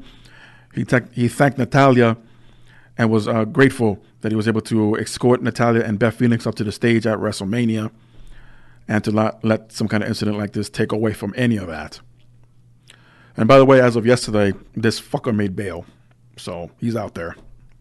Beware. Brad Shepard spoke to All You Didn't Know podcast that Vince McMahon was very upset at the Bret Hart situation and is now thinking of having fans not attend the Hall of Fame anymore, as Brad Shepard shared us that Vince McMahon was red-faced, steaming mad over the incident with Bret Hart at the Hall of Fame. By the way, I was told that it's not easy to make that happen. I was also told that this may be the final straw for fans attending the Hall of Fame ceremony, or at the least limited fan attendance for Hall of Fame ceremonies. I mean, well, then again, look at the setup it was. It was basically easy access for anyone that was intentionally setting something like this up where you were going to attack someone, not on stage, but in the ring. But it just happened that way. I'm sure necessary precautions will be taking place next year.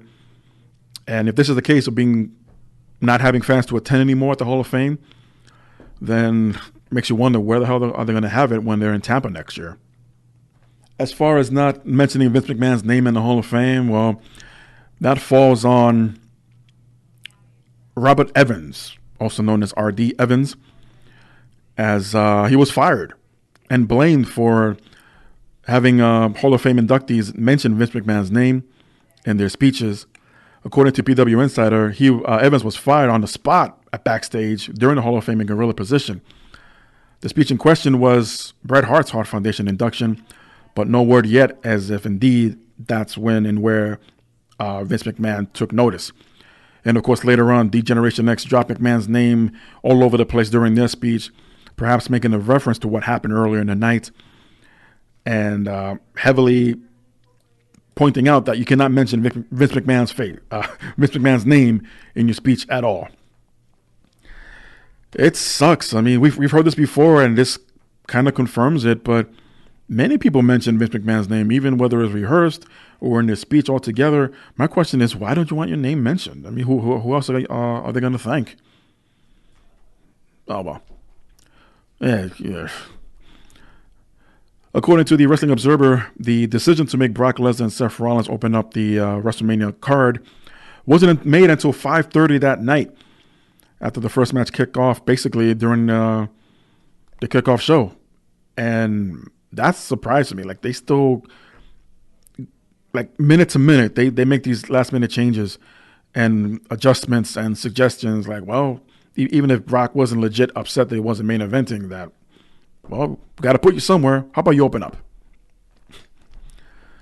As I mentioned, Batista officially announced his retirement after WrestleMania, thanking the fans on social media that he's proud of what he's accomplished. He leaves in great health, and without a doubt, the show will go on. He had a hell of a run, and thanks for the journey.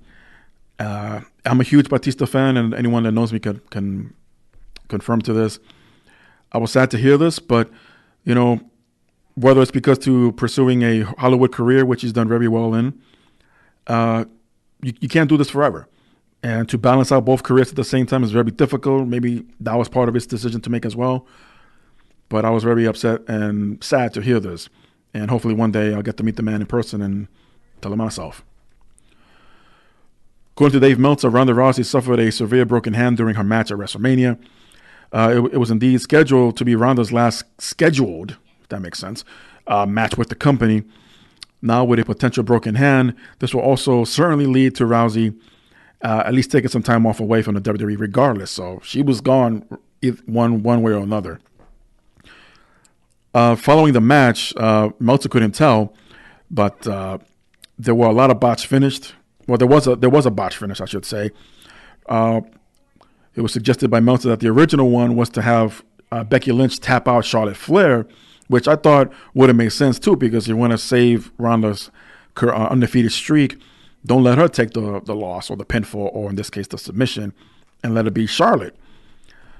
Obviously, this didn't happen, and as I mentioned earlier about the 3 count from the referee, and yeah, it happened. And apparently, Vince McMahon fined the referee of the match for screwing things up. Now, I'm sure we've all heard that the referees are instructed to count 3 no matter what, and that it's up to the talent to kick out. So this raises a bunch of other questions. If that's true, okay, you can't really place blame entirely on the referee, even if you saw that the shoulders were up. But again, for whatever reason, he was just not in the line of sight to see that. And okay, if that's the case, Ronda's listening to the count. She had to. Why didn't she try to kick out? And then another factor, you know what freaking time it is? The show was scheduled to go up to 12:30. And they were pushing it. I mean, they had a few minutes to spare, but they were pushing it, man. Not to mention how many fans were basically stranded and left with no buses, no trains to get out of MetLife Stadium to go back to New York, Connecticut, or wherever they came from in the rain. Oh, my goodness. The whole thing was clustered. The WrestleMania ending to the rest of the people's evening was just clustered because everyone else was doing and attending WrestleMania house parties inside the stadium or back at the hotels. Oh, my goodness. Speculation around his future had been reported saying that the main event performance was one of her last ones and that we will not see her for a very long, long time. It was written on, I believe CNN also chimed in about this, but Fightful. Referees Rod Zapata was the one that was fined. He was also the one that refereed the main event at Mania. And was pulled aside by Vince McMahon during Monday Night Raw and was told about his error and fined for it. No mention of how much exactly, but I mean, this thing could have gone. I mean, it's a botch. These things happen all the time, but I guess because it was on a grand stage and it was meant to go flawlessly and the cameras caught it, I mean, that's not the referee's fault. Not to mention that they replayed it, and you hear Corey Graves like, show that again. Ronda's shoulders were up, and I could imagine McMahon throwing down the headsets like, "Fuck, Corey Graves, why'd you say that?" And then they never brought it up again. In an interview with Sky Sports, Kurt Angle revealed that he just signed a new multi-year deal with the company, and will keep him on the road and teaching new talent. Angle also said that he'll be an on-screen talent. He teased on the possibility of being the GM again in the future or even managing other talents. He hoped that the American Alpha team will reunite if Jason Jordan is able to recover from his injuries to team up with Chad Gable. It's a stretch considering the last time we saw Jason Jordan, he was Kurt Angle's son. But they went there. It's stuck in history, and we got to live with it. So, during the G1 Supercard quote-unquote invasion, according to the Voices of Wrestling, the brawl between Bully Ray and Enzo Amore and Big Cass was all planned by Ring of Honor. The shocking moment saw Enzo hopping the guardrail and then was rushed by Bully Ray, who was backstage at the time. So, people were wondering, why is Bully Ray the only one attacking? Because the participants of the Tag Team Championship Unification match, other than the Briscoes, no one else really chimed in or, took part of the brawl. So while Amore was being thrown around, Big Cass then appeared, making the save, and was being at one point being held down by Bully Ray, and was being choked out. But you can clearly see them communicating with each other from all the fan footage that's been revealed and posted online. But eventually, security from Madison Square Garden were brought in to escort these two out, and none of this was caught on the G1 pay-per-view, other than background. But yeah, it was all by design, and honestly, I was not surprised to find out that this was a work. As I mentioned before, the downside was New Japan was blindsided by all this, but I guess if it's a Ring of Honor angle, then they shouldn't really involve them. But you're working a show together here on a pay-per-view on a major or inside of a major arena, you might want to tell your partners, like, hey, just have your people not interfere, and everything will be okay. Rhea Ripley has re-injured her right leg this past weekend, and it looks like she might have re-aggravated it. This, according to Squared Circle Sirens, Ripley wrestled some matches during the WWE Access, but not too long after was she seen back in her walking boot. She reportedly doesn't have anything broken, but further tests reveal that she has some kind of torn ligaments and will continue to be out for the next 8 weeks at least. Speaking of WWE Access, they did have their Worlds Collide event, which will air this weekend on the network, which include talents from NXT, 205 Live, NXT UK, Raw, and SmackDown. So curious to see who exactly was mingling. I didn't read the results. I did share a couple of weeks ago the ones who were participating, but there were a lot of names not mentioned there because they were installed later on. Here's a bit of a head scratcher. Road Dogg Jesse James made the decision to resign from lead writer on SmackDown. According to PW Insider, multiple sources have said that James has had ongoing frustrations with script changes by McMahon, and he reached his, quote, breaking point this past Tuesday in Brooklyn for the SmackDown after WrestleMania.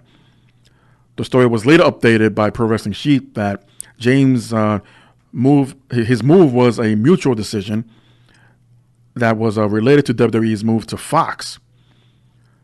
It was noted that the WWE wants him to be a utility player that can be flexible to measure where he'd be best used moving forward.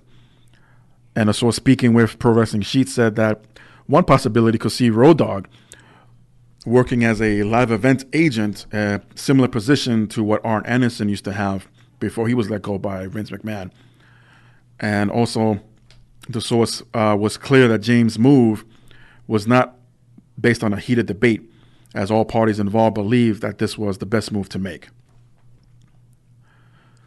Another confirmation from PW Insider that AJ Styles suffered a hip injury during his match with Randy Orton, as this came, and I knew something was wrong, where AJ Styles was delivering the phenomenal forearm to the outside of the ring where he springboarded off the top rope, and it seemed that he landed a bit awkwardly when he made contact with Randy Orton. The report included that the diagnosis has yet to be confirmed, but AJ Styles was off television this week on Raw and SmackDown, if the idea was to use AJ Styles on Raw at all. And it seems like Dasha Fuentes has been released from the WWE. According from the Pro Wrestling Sheet, that Fuentes has been released by the company, although no reason has been given yet. While the former WWE personality hasn't said much about this, she has shared a clip on Instagram saying that she was taking a non-work related trip, and that has been an interesting couple of days. Well, she's on a trip, and if by trip you mean vacation, then yeah, she's somewhere in the South Caribbean somewhere, and she was on a boat drinking some, I guess, margaritas or mojitos, couldn't tell from the angle, but she was wearing a bikini. If you guys are interested, go run over to her Instagram and check it out. Now, this leads to another interesting story, which at first I didn't want to share too much because I didn't think it was that big of a deal, but more information was revealed later on. So here's what happened. Sasha Banks pulled from her scheduled appearance on the Wendy Williams show right after WrestleMania, and the show was fuming at the last minute cancellation. And prior to the segment that placed Banks in an interview, it was said that she had to cancel due to a family emergency. And this brought me to laughing hysterically because family emergency, not to, shit on that. Not to say that it wasn't the case. It might have been a family emergency and it was dealt with right away, or didn't take long to deal with, and didn't take up too much of Sasha's schedule's plan or whatever it was, even if she did attend the talk show. But I just found it hysterical that the day after this was announced, Kalisto shared on his Instagram that he was with his wife and Sasha Banks and her husband vacationing in the Dominican Republic. After the reported Sasha story with the talk show. Now, according to the Wrestling Observer, Sasha Banks was blindsided by the news that her team will be dropping the women's tag team titles at WrestleMania, as she found out about the plan minutes before her match, and was previously thought that her and Bayley would be on a long title run. And considering that the team was promised to defend the titles on all three brands, which never really happened, only one appearance on NXT to announce that that's what they were going to do, and the one-time appearance on SmackDown in a non-title match against the Iconics where they won to deserve a shot at WrestleMania. So, yeah, I could see Sasha Banks' argument there. But then again, this is WWE promising you, so what do you expect? However, those plans shifted to making the Iconics the champions, and after losing the match, Sasha Banks reportedly attempted to quit the WWE and was instead giving a few weeks off to, quote, think things over before finalizing her decision. And some feel in the company that her decision to quit on the spot was a bit rash, and want to make sure that she considers all of her options.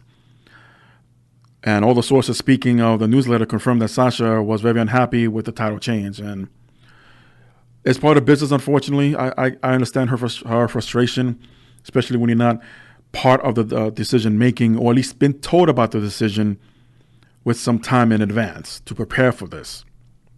But yeah, just a lot of stuff was going on WrestleMania weekend. I mean, maybe they forgot to tell her or to catch up on things. But and it's funny that now WWE is trying to hire someone that keeps tabs on everything from storylines to scripts to dialogues to keeping consistency and reminders and all this stuff under, all this and more responsibility is going to lay on the lap of one person, to keep track of all these things on a weekly basis.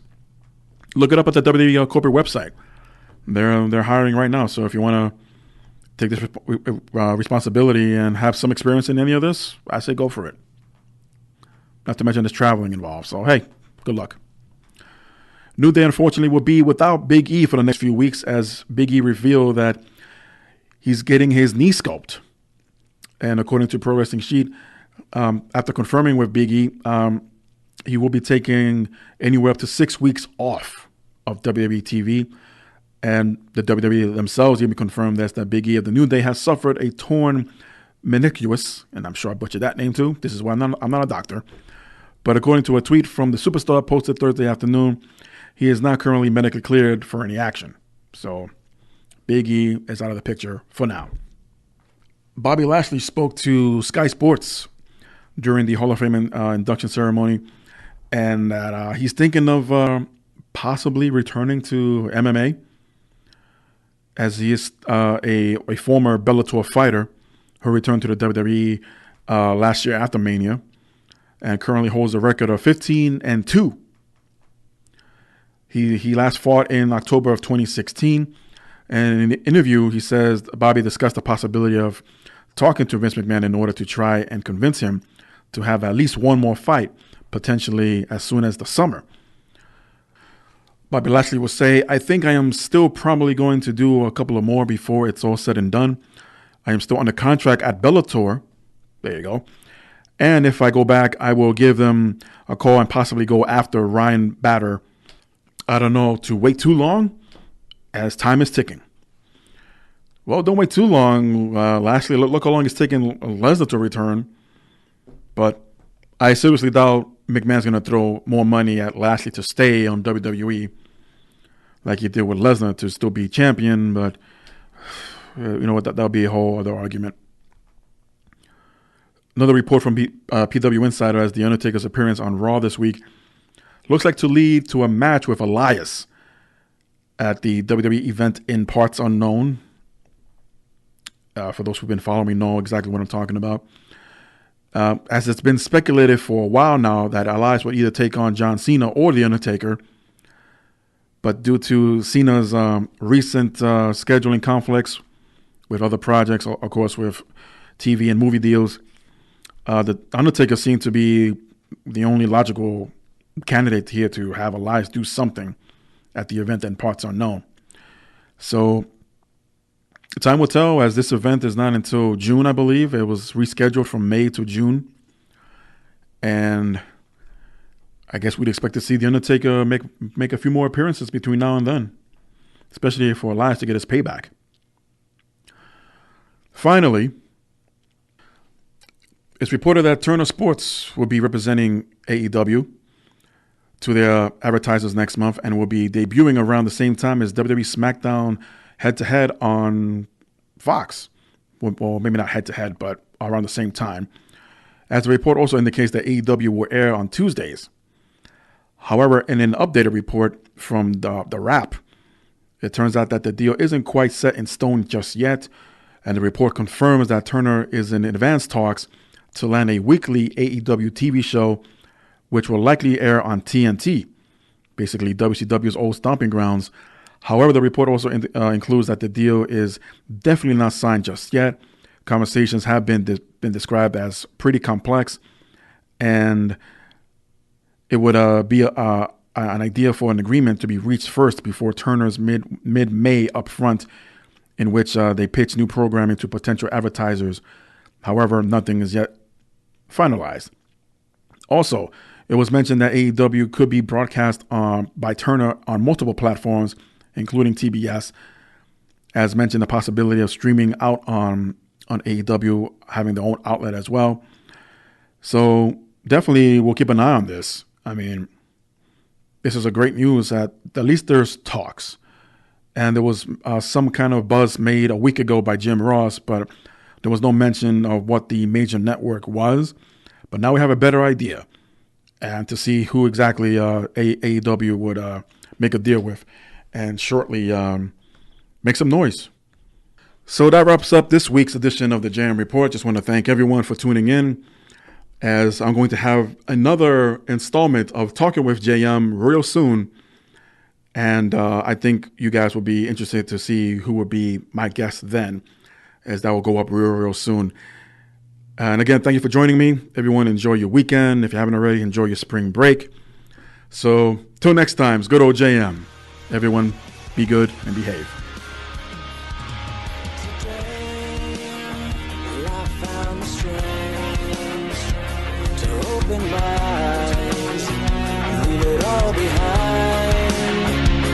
Open your mind and realize that your beautiful world could take my life.